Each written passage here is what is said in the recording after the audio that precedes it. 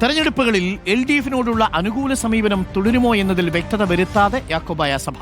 എന്നാൽ സഭയുടെ ദുർബല നിമിഷത്തിൽ കൂടെ നിന്നവരെ മറക്കില്ലെന്ന് ശ്രേഷ്ഠ ബസേലിയോസ് ജോസഫ് കാതോലിക്ക ബാവ പറഞ്ഞു. സഭയ്ക്ക് നീതി ഉറപ്പാക്കി തരുന്ന ഭരണാധികാരികൾ വിലമതിക്കപ്പെടുമെന്നും സഭാധ്യക്ഷൻ പറഞ്ഞു. കേൾക്കാം. സഭയുടെ ആഗ്രഹം എന്താണെന്നുള്ളതും അല്ലെങ്കിൽ ഞങ്ങളൊക്കെ എന്താണ് ആഗ്രഹിക്കുന്നത് സഭാജനങ്ങൾക്ക് നന്നായിട്ട് അറിയാം.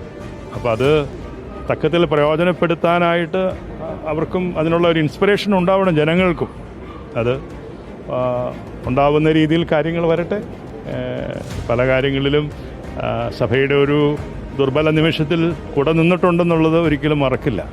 പക്ഷേ സഭയ്ക്ക് നീതി ഉറപ്പാക്കി തരുന്ന ഭരണാധികാരികൾ എപ്പോഴും അവർ വിലമതിക്കപ്പെടും എന്ന് മാത്രമേ എനിക്കിതിൽ പറയാനായിട്ടു.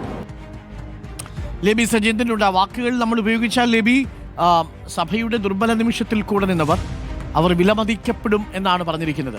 എന്നുവെച്ചാൽ പരോക്ഷമായി LDFിന് പിന്തുണ എന്നാണോ വായിക്കേണ്ടത്?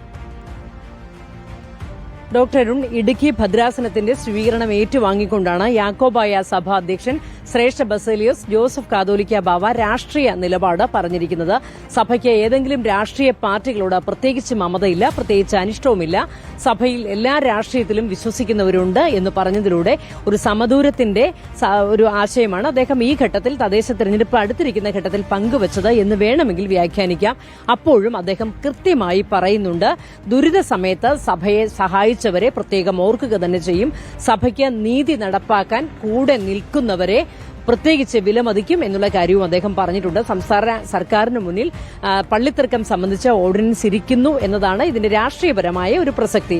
ഏതായാലും പള്ളിത്തർക്കം സംബന്ധിച്ച ഓർഡിനൻസ് വൈകില്ല എന്നുള്ള ശുഭാപ്തി വിശ്വാസവും അദ്ദേഹം ഇന്നത്തെ പ്രസ്താവനയ്ക്ക് ഒപ്പം ചേർത്ത് പറഞ്ഞിട്ടുണ്ട്. ഡോക്ടർ